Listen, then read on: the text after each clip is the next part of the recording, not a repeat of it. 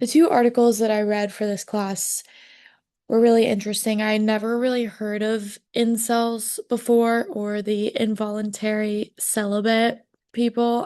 It was really interesting to learn about how these people wouldn't really have a community without media, such as like Reddit or especially a lot of social medias, where this extreme ideology can be shared between people, and people don't think that they're crazy for having this ideology, but they really are.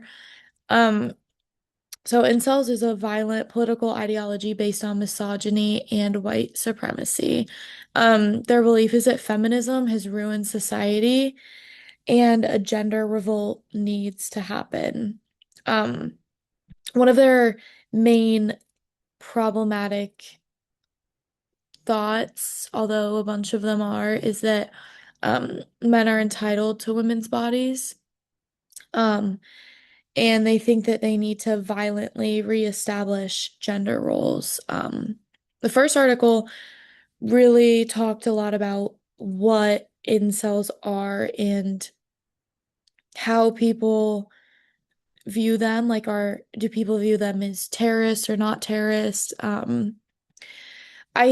my opinion, I don't really know if you can call them a terrorist organization just because they're not an organized group. But since they are violent and they do have these extremist ideologies, I think that there is definitely a strong argument that they are somewhat a terrorist group. Um, and then the second article talked about targeted violence and terrorism prevention, and a lot about the manosphere, if I'm saying that correctly, which is just like the anti-women hate and violent beliefs about women.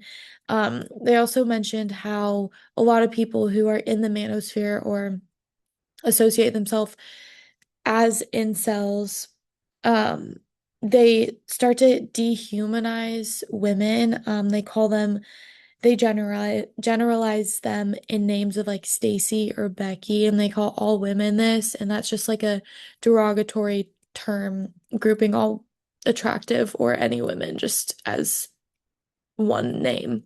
Um, and then policy and public safety have started to formulate responses, but there is a big gap in our understanding of the manosphere and its connection to social media and communities and the content online.